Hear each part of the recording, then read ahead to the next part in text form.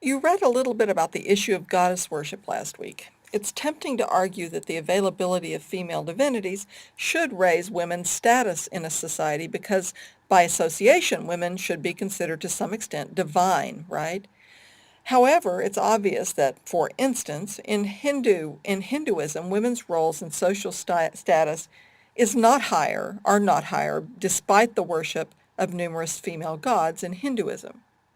Ancient Greece was also not a happy place for women, despite the presence of powerful goddesses like Athena and Artemis, precisely because they were always at the mercy of Zeus.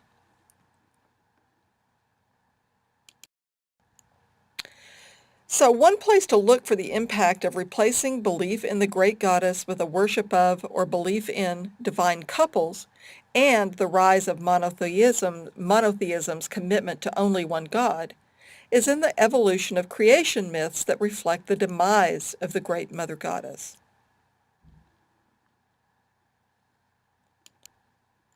This presentation uses the ideas, again, developed by Marianne Ferguson in her book Women and Religion from the 1990s to illustrate this phenomenon.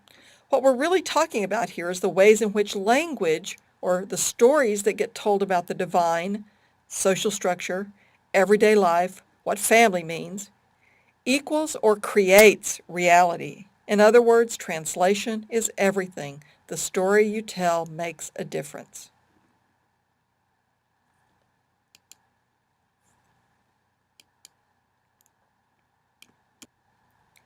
So just how did this replacement work? Well, Ferguson says as Neolithic villages gave way to urban archaic states, the mother goddess was replaced by gods who represented the new social hierarchies that had developed. We saw the development, for instance, of the sacred king, thought to be divine or semi-divine. If not divine, then at least the mediator between the divine and the rest of the humans in the community. So underneath the sacred king, there were propertied and wealthy classes, and then there developed a military elite and a priestly class. And under all of that was the patriarchal family.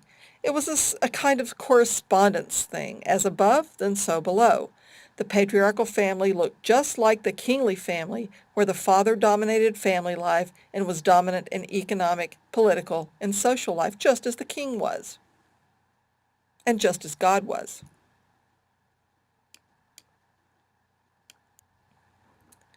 So just looking at the local context, you can see whereas a local goddess who was very important to the local community, maybe as a goddess of war, and had been seen as autonomous and extremely powerful, well, once the social structure started changing, that goddess would get incorporated into a part of a ruling pantheon of many gods and goddesses, many of whom were reduced to being either wives or consorts of a king god, like Zeus, for instance, in the Greek system. They were reduced also to peripheral functions, so they became passive instead of active. They don't get the tridents anymore, right? They don't get to hold the tridents. They're holding sheaves of grain, and they don't get to be active and powerful in the way they function in the divine world. They become very passive, and in that way they end up supporting and affirming patriarchal values that assign subservient roles to women. And what do we get from that? Well, we get new laws regulating women's sexual and all other kinds of behavior. How this gets reinforced is through the alienation myths that develop to explain why, for instance, evil comes into the world and women are blamed for that alienation or that separation from God. And the Genesis story of Adam and Eve, as I said before, is just this kind of alienation myth, and it works really, really well. We are still under the thumb of that alienation myth today.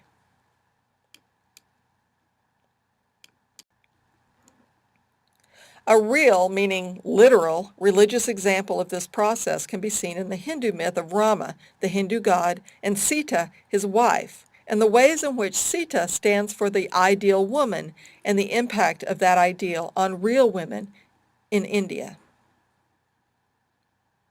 So click on these links and read a little bit about Rama and Sita. So here's how this works. Sita, as the ideal woman in Hindu mythology, creates attitudes or reinforces attitudes about what it means to be an ideal woman in Indian culture. Those attitudes lead to the development of practices based on the myths about Sita, and resulting attitudes that have real women be subordinated and often abused in that culture. For instance, the practice of sati, which we're going to read more about in the section on women and Hinduism. And of course, this is a play on Sita's name, right? So click on these links and read a little bit more about sati, the practice of sati. Language does the same thing in the Western religious traditions, except with a devastating twist. Western religion makes its use of language appear literal instead of metaphorical. And language is really important because language creates our world, as I said before. In Western religion, God is male, and literally male, and woman, of course, is not that. So a large part of the feminist critique of religion has to do with God, what people call God language, or how God gets created inside of language, and then that creation gets expressed at the societal, communal level.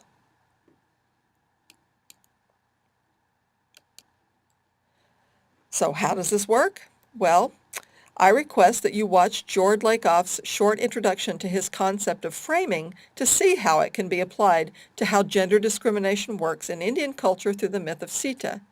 In addition, you can apply it to your own religious tradition, whatever that happens to be. Please be willing to do this.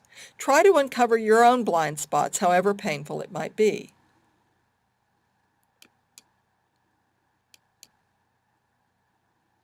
Also, if you have a time, watch this other video by George Lakoff, read the feminist critique of God language, and or read the notes on Lakoff and Johnson's Metaphors We Live By.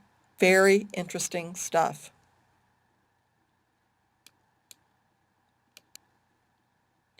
And you can also explore gender fair language, the gender neutral language controversy, and women and the language of religion.